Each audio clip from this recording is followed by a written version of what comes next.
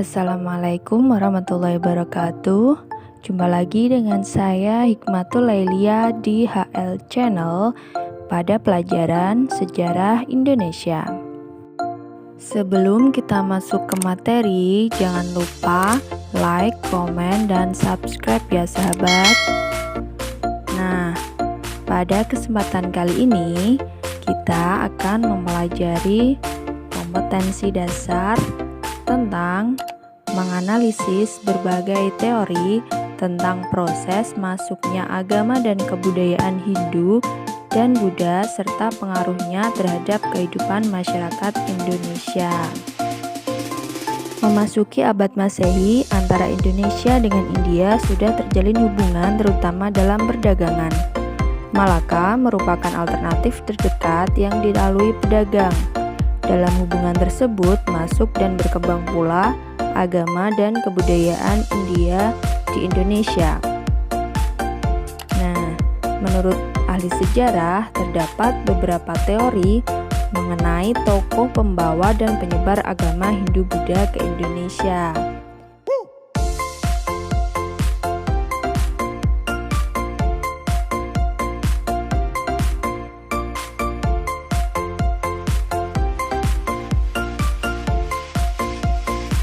Teori yang pertama yaitu teori Brahmana yang dikemukakan oleh Van Leur. Dalam teori ini mengemukakan bahwa masuknya Hindu-Buddha ke Indonesia disebarkan oleh kaum Brahmana atas undangan bangsa Indonesia yang tinggal di Indonesia untuk menyebarkan agama Hindu-Buddha. Sedangkan kelemahan dalam teori ini adalah para Brahmana tidak boleh diperkenankan untuk meninggalkan India atau menyeberangi lautan. Teori yang kedua adalah teori ksatria yang dikemukakan oleh Frederick David Cambos. Menurut teori ini, peran utama masuknya budaya India ke Indonesia adalah kaum ksatria. Hal ini disebabkan di India terjadi kekacauan politik, yaitu perang Brahmana dengan ksatria. Para ksatria yang kalah melarikan diri ke Indonesia. Mereka mendirikan kerajaan dan menyebarkan agama Hindu. Hipotesis ksatria banyak mengandung kelemahan, yaitu tidak adanya bukti kolonisasi baik di India maupun di Indonesia.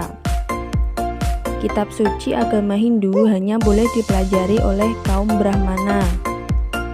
Tidak mungkin para pelarian mendapat kedudukan sebagai raja di tempat yang baru. Teori yang ketiga adalah teori Vaishya yang dikemukakan oleh N.J. Crom. Teori ini mengatakan bahwa agama Hindu-Buddha dibawa oleh pedagang dari India yang juga membawa adat kebiasaan, misal upacara keagamaan.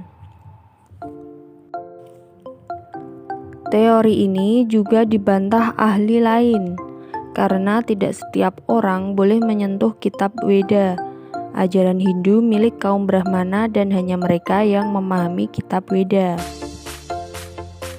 Teori yang keempat adalah teori Sudra yang dikemukakan oleh Van Vibber.